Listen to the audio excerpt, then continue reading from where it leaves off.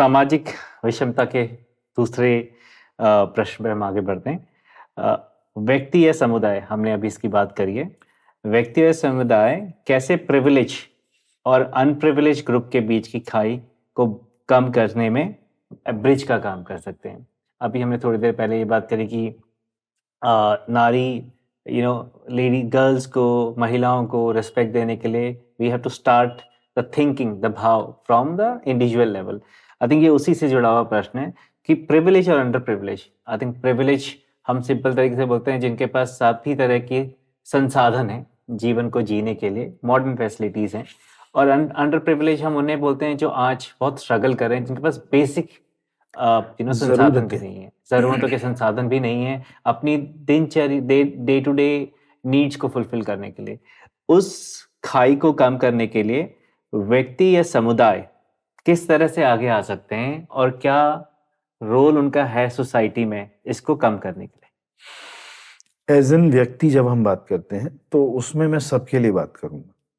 मतलब वो व्यक्ति जो प्रिविलेज है, जो अंडर प्रिविलेज है, उनके लिए भी।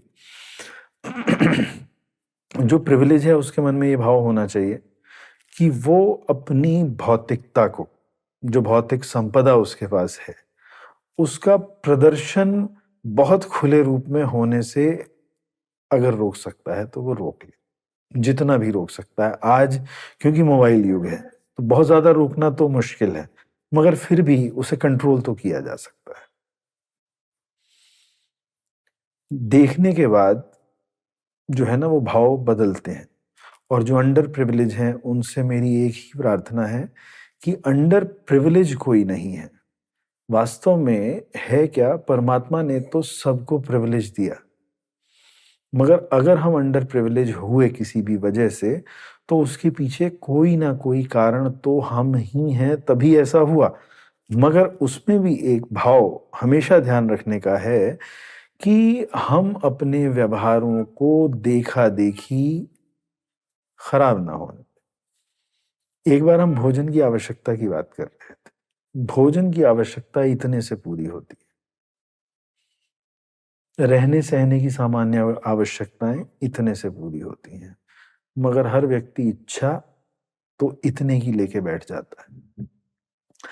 आपको मैं एक एग्जाम्पल देता हूं, अपने जीवन से ही देता हूं कि जब मैं 17 साल की उम्र में था, गाड़ी लेने की मन में इच्छा थी, फादर से कहा, उनके भाव उस प्रकार के नहीं थे, तो मैं छोटा ही था। उसके 6-8 महीने बाद, संभाल के कह रहा हूँ क्योंकि लाइसेंस 18 साल में बनता था, वैसे ले 17 में ही ली थी।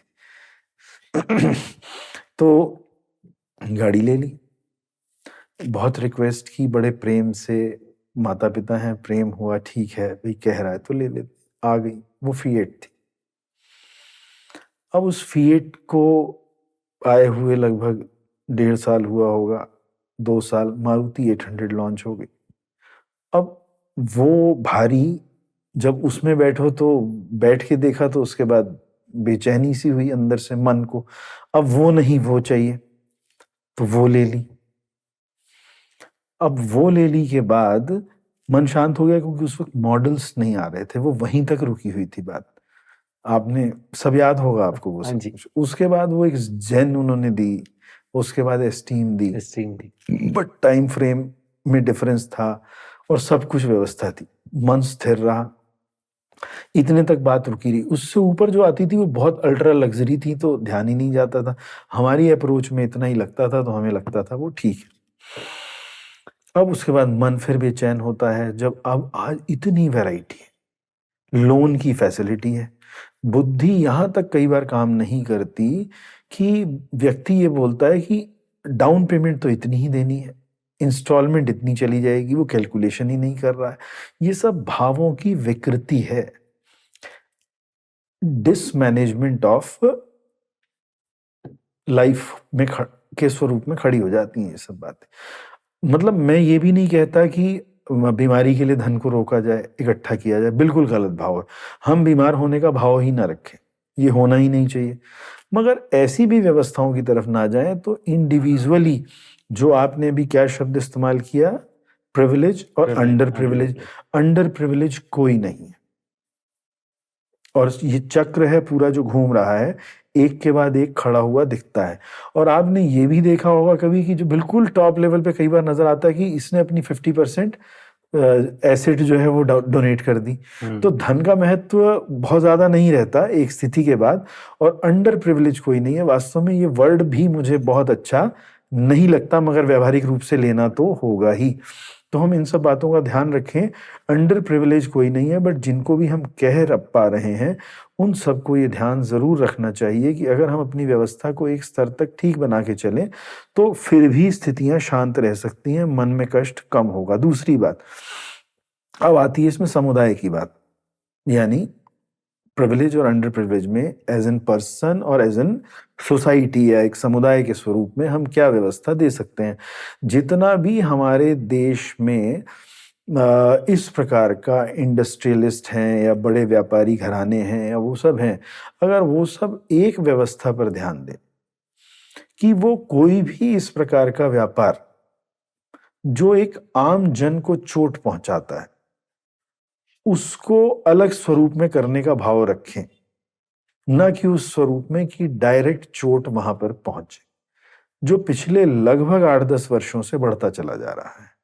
जो बहुत छोटे छोटे व्यापार करने वाले लोग हैं उनको चोट ना लगे, ये मैं सब व्यापारिक घरानों से अपेक्षा करता हूं। जब आपने प्रश्न पूछा तो उसके उत्तर में आना ही पड़ा इस बात पर कि व्यवसाय तो सबने करना है, मगर उनके पास व्यापार करने के बहुत सारे मार्ग हैं। वो ऐसे विषयों को छोड़ दें जो एक मतलब जो एक 5,000 से 15-20 हजार रुपए कमाने वाले व्यक्ति को भी हर्ट कर रहा है। इसमें दो बातें हैं जो मुझे आपसे और समझनी है, और बाकी लोग भी आपके विचार सुनने के बाद आपसे जानना चाहेंगे। हमारे पास कोई और शब्द नहीं था इसलिए हमने अंडर प्रिविलेज यूज किया, बट अगर हम उसे दूसरे फॉर्म में बात करें, कुछ लोगों के पास संसाधन है, चाहे वो उन्हें परंपरागत तरीके से अपने परिवार या अपनी अपनी फैमिली से मिलें, कुछ लोगों के पास नहीं है। अब बेसिकली इन दोनों में जो प्रिविलेज्ड हैं, जिनको हम प्रिविलेज कह रहे हैं, जिनके पास संसाधन है, उनके लिए अपने भाव रोकना बहुत मुश्किल है, बिकॉज बुद्धि और विवेक दोनों को आते आते समय लगता है। आप एक ही समाज में रह रहे हैं, और अगर आप थोड़ा सा इसको स्केल डाउन करें तो ये अंडर प्रिविलेज और प्रिविलेज की खाई का मेजर डिफरेंस किसी भी इंडिविजुअल में पड़ता है, वो 12 से 20 या 25 साल के बीच में ही नजर आता है। उससे पहले और उसके बाद इंसान अपने आप को मैनेज करना शुरू करता है। तो उस समय उस टाइम पे बहुत मुश्किल होता है, चाहे वो प्रिविलेज हो चाहे वो under privilege, sorry we are using again this word, तो इस डिस्पैरिटी को कम करना। तो इस समय वो अपने भाव को, अपनी अपने विचारों को कैसे किसी समाज और इंडिविजुअल की रिस्पॉन्सिबिलिटी बनती है कि उन्हें मैनेज करें। और जो आपने दूसरा बोला उस पर, आज की तारीख में रिफॉर्मेशन के नाम पे हम टेक्नोलॉजी को अडॉप्ट करते हैं। डेफिनेटली सारे इंडस्ट्रीज बहुत नाम से चैरिटी कर रहे हैं, कोशिश कर रहे हैं कि वो इकोसिस्टम को बैलेंस करें, बट ये व्यवस्था ऐसी बन गई है कि जितना ज़्यादा आप टेक्नोलॉजी का अडॉप्शन करते हैं उतना ज़्यादा मैनुअल वर्क खत्म होते जाता है। एंड ये जो स्किल्ड लेबर है, जो अनस्किल्ड लेबर है, उस पर ज़्यादा इम्पैक्ट आता है वर्सेस स्किल्ड लेबर, जिसकी वजह से अगर आप देखें पिछले 8-10 सालों में ये डिस्पैरिटी बहुत बढ़ गई है। तो आपके पास हमें क्या सुझाव देने चाहिए, आपके हिसाब से क्या होना चाहिए इस डिस्पैरिटी को, बिकॉज इसमें मुझे लगता है समुदाय का ज़्यादा रोल है वर्सेस इंडिविजुअल, बिकॉज इंडिविजुअल के पास रिसोर्सेज कम होते हैं। जब आप एक ग्रुप, एक सोसाइटी, एक कम्युनिटी, एक बिजनेस हाउस बनाते हैं, उनके पास ज़्यादा रिसोर्सेज हो जाते हैं, तो उनके पास ज़्यादा ओनरशिप आती है। आपने चैरिटी की बात की, मतलब चैरिटी डायरेक्ट पैसे के स्वरूप में होना गलत है, चाहे वो धनाढ्य व्यक्ति कर रहा हो या वो किसी भी राजनीतिक दल द्वारा गलत स्वरूप में प्रलोभन देके की जा रही है, किसी भी स्वरूप। वास्तव में the real charity is now, आज मतलब किसी को भिक्षा देने वाला काम हो गया ना कि हम तुझे 1,000 रुपए दे देंगे, हम तुझे 2,000 दे देंगे, या हम मुफ्त में खाना खिला देंगे। नहीं, मेरा अपनी जो सोच कहती है वो ये कहती है कि सारे संसाधनों का उपयोग करना अच्छी बात है, मशीनीकरण हो रहा है, बहुत अच्छी बात है, मगर जो हमारे बड़े व्यापारिक घराने हैं वो कुछ इस प्रकार की व्यवस्था भी लेकर आ सकते हैं कि जहां पर मशीनों का उपयोग कम होगा और हैंडवर्क ज्यादा होगा, और वहां पर पैसा दिया जाए उस प्रकार की चैरिटी की आवश्यकता है, ना कि उस प्रकार की चैरिटी की आवश्यकता है कि इन्हें खाना खिला दो। तो आप कह रहे हैं कि बैलेंस बनाने की जरूरत है। वो लोग ही बना सकते हैं, आम आदमी नहीं बना सकता। ये थॉट एक्चुअल में हमारे देश के व्यापारिक टॉप 50 घरानों से ही ये चलन शुरू हो सकता है। उनके मन बदले जाएं, उनके व्यवहार बदले जाएं, उनके सोचने का तरीका बदला जाए। वो उपभोग करें जीवन में भौतिकता का, बिल्कुल करें, करना चाहिए। वो धन आया है तो उसको हर स्वरूप में जीने का अधिकार उनका है और परमात्मा बढ़ाएं उसे। मगर उनके पास एक थॉट प्रोसेस जरूरी है, साथ में डेवलप होना चाहिए कि वो समाज को उसको किस स्वरूप में आगे दें। हर व्यक्ति कर कुछ ना कुछ जरूर रहा है, इसमें कोई दो राय नहीं, मगर इसका जो वास्तविक स्वरूप है वो होना चाहिए कि किसी आदमी को वो ऐसी दीनता ना लगे कि हम उसे दे रहे हैं कुछ, मगर उसको उस स्वरूप में घुमा कर दे दें जहां पर वो बहुत कुछ कर रहा हो, उससे उसका गुजारा बहुत अच्छे से चल रहा हो। और मैंने सब अभी एक बात कही थी, ये बात मैं बार बार कहूंगा कि हम ऐसे बिजनेस को ना पकड़ें जो आम एक साधारण वर्ग को हिट करता है। हम ऐसे बिजनेस को ना करें, बचे, मगर एक ना बचे, सबको बचना होगा। अब एक बच गया और 49 ने कर दिया तो वो तो बेकार हो जाएगा। तो सबकी मानसिकता में ये परिवर्तन आना ही चाहिए। देश के लिए सोचना मतलब उस जमीन के लिए सोचना जो हमारा नक्शा बना हुआ है, या उस देश के व्यक्तियों के लिए सोचना है। देशभक्ति का अर्थ है क्या आज की डेट में? आज कोई बाहर फौजें खड़ी हुई हैं, कोई सैनिक खड़े, लड़ाई हो रही है कहीं पर, देश, मेरे देश की धरती सोना उगले उगले हीरे मोती, तो वो उगलवाने हैं हमें ना। वो हीरे मोती ये लोग ही तो हैं सब, हमारे विचार, हमारा व्यवहार, वो हीरे मोती उगलवाने हैं हमें। मैं बार बार इस चीज को आगे भी कहता रहूंगा, जब भी मौका आएगा। मैं रुक कर जोर दे रहा हूं इस बात पे बार बार कि वास्तव में देशभक्ति तब है जब हम अपने देश के नागरिकों की बात कर रहे हैं, और करने का जो भाव है वो है उन्हीं 50 घरानों के पास। बाकी किसकी ताकत है? मैं तो कह सकता हूं ना जी, मैं अपने स्तर पे जो कर सकता हूं वो तो कर दूंगा, मगर करने की ताकत तो उन 50 लोगों के पास है, या सत्ता में बैठे हुए उन 10-20 लोगों की समझ में है ये बात, तभी इंप्लीमेंट हो सकता है, नहीं तो नहीं हो सकता। ये होना बहुत जरूरी है। आज अपने इस गाने को नया अर्थ दिया है, मेरे देश की धरती सोना उगले हीरे मोती। हीरे मोती हम सब हमारा समाज ही है, समृद्ध समाज ही हीरे मोती है। बाकी किसी हीरे से तो किसी का गुजारा होता नहीं है। बिल्कुल, वो हीरे मोती क्या करने वाले, यही सब हीरे मोती है। सो अभी तक हमने समाज और इंडिविजुअल के बारे में बात करी, साथ में अब मैं इसमें एक और लेवल अप करता हूँ। इस डिस्पैरिटी को कम करने में आपका क्या मानना है कि हमारे सिस्टम का, हमारे प्रोसेसेस का कितना रोल है? क्या इंडिविजुअल ज्यादा कंट्रीब्यूट कर सकते हैं? पहले हमने ग्रुप सोसाइटी वर्सेस इंडिविजुअल की बात करी, बट एक ऐसा एरिया भी है, एक ऐसा क्षेत्र भी है जहाँ पे सरकारें, समाज, सिस्टम, एडमिनिस्ट्रेशन का काफी रोल होता है। तो आपको क्या लगता है कि इस डिस्पैरिटी पे हमारी गवर्नमेंट अभी काम कर रही हैं? आने वाले टाइम पे कोई सजेशन आप अपनी तरफ से देना चाहें, कोई विचार आपकी तरफ से आप व्यक्त करना चाहें? इस विषय में दिनेश जी, मैं एक चीज बड़ी स्पष्ट कहना चाहूंगा। मैंने व्यक्तिगत उत्थान के लिए, मनों के लिए पहले बात की, जो आपसे मैंने कहा मेरे देश की धरती सोना उगले उगले हीरे मोती, ये एक भाव है जो मैंने दिया, मगर वास्तविकता वो है जो आप अब कह रहे हैं। सिस्टम तो चाहिए ही, मगर ये सिस्टम अब अगेन किसी सरकार, किसी व्यक्ति, किसी के ऊपर बात करना शायद उचित नहीं होगा, क्योंकि मैं कोई राजनीतिक व्यक्ति तो नहीं हूं।